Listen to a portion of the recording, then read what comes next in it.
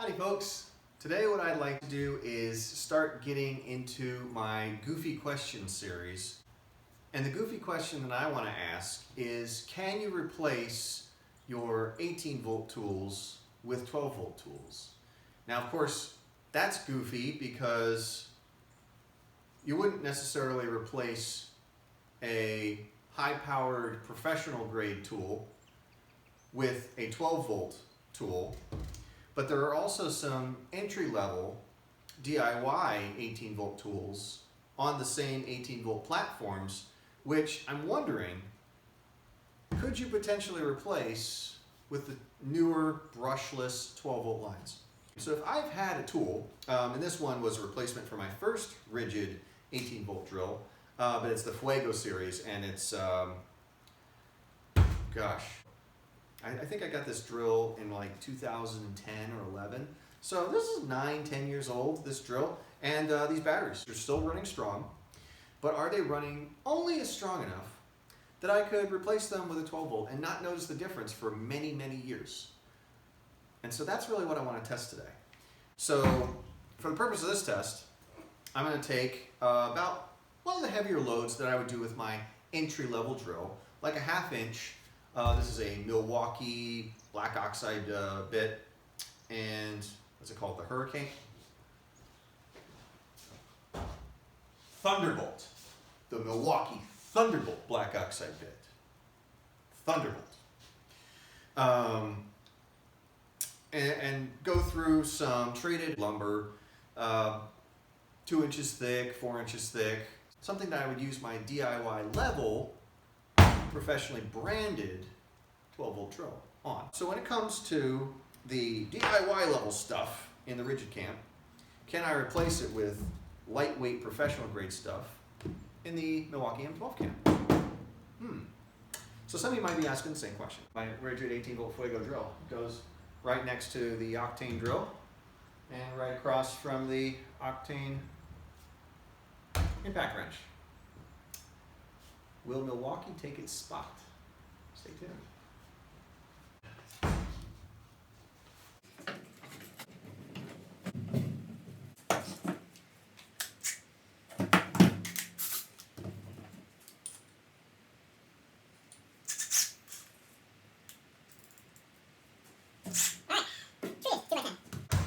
Pressure. Under pressure.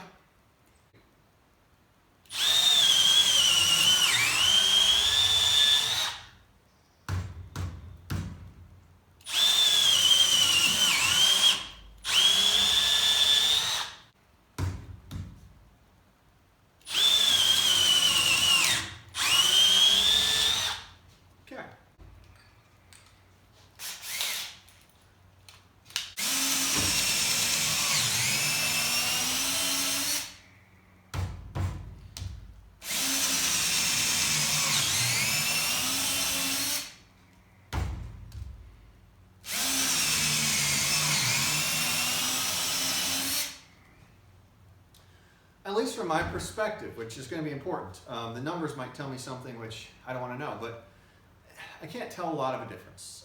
Either one's going to do the job. So now, 4x12 pressure treated. All right, what are we doing?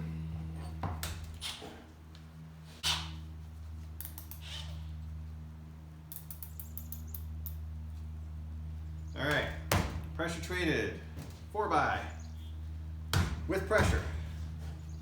Ready, go.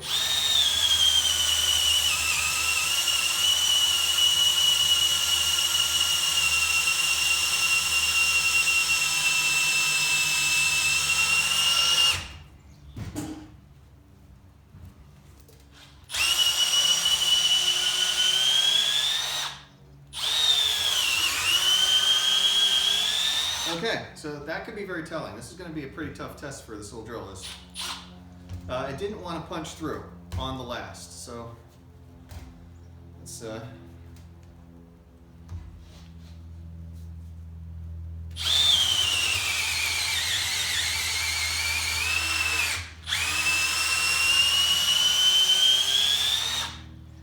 Yeah, so I leaned on it a little bit there. I'm going to make sure I do the same thing with the Ridgid, but me putting my weight over the board might have something to do with not being able to finish that first hole. But we'll see. The average, throw out any outliers.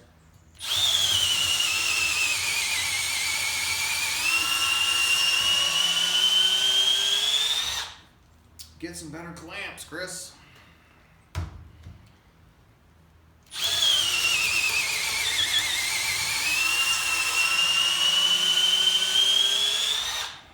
Well, seem to, once again, do the job. That's what we're after. Do the job.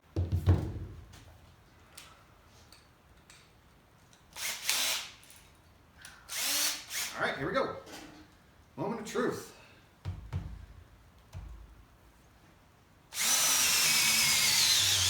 Oh my!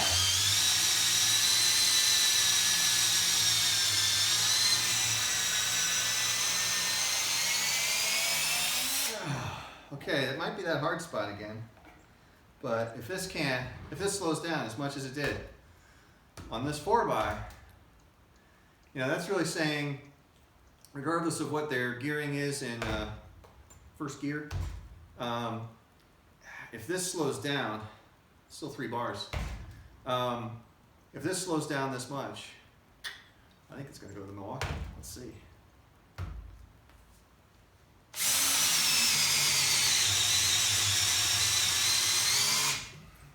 Through.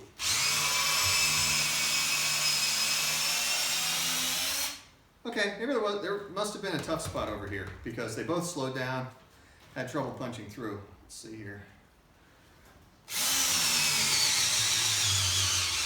Ooh! Yeah, it is, whoa! That is, I'm gonna have to,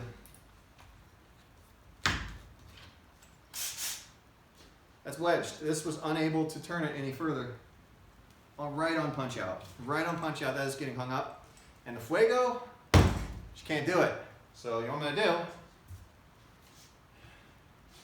It's only 2 bars on my octane.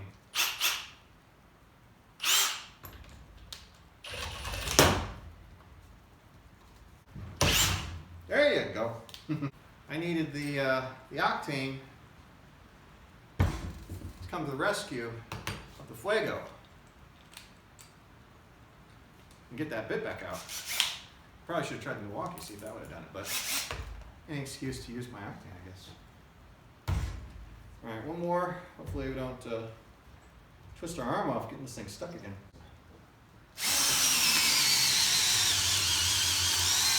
All right.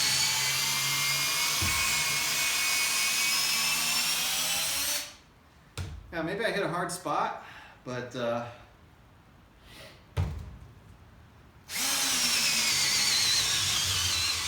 no, there it is again. That's 2 stalls. I didn't have any stalls. I had a little trouble punching through on the end where the bit just wasn't clearing the sawdust fast enough, and it couldn't. But it never stalled. Yeah, this didn't happen. No, it's going into protection mode. So go figure. Let's see here. Yeah, 2 bars. Shouldn't do that. But let's see what happens when we. I can't pull it in or out. It goes into overload mode when I do that. Interesting. Interdasting. With 3 bars left on the.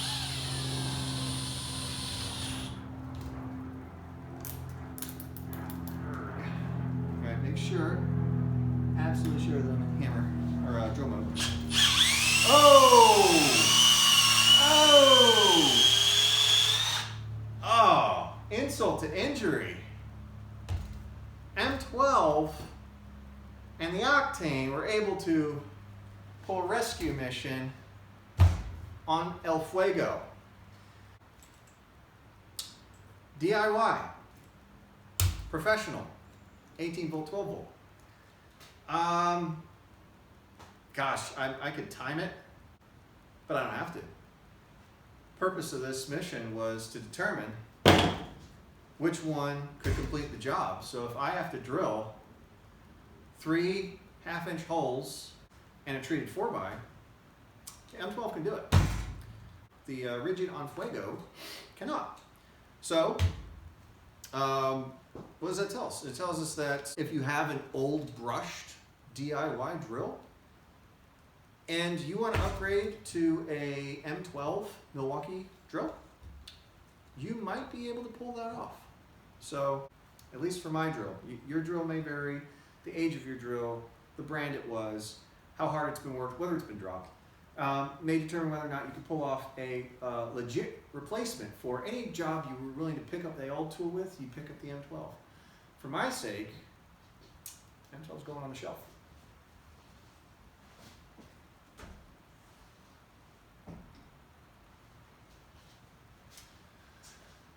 It's real passing the torch. There's no shame in it. This drill's it's performed admirably over the years. It did a lot of jobs before I had my octane drill, but it's time. It's time to pass the torch. It's time to move on. So thank you, old friend, but sayonara. Cheers.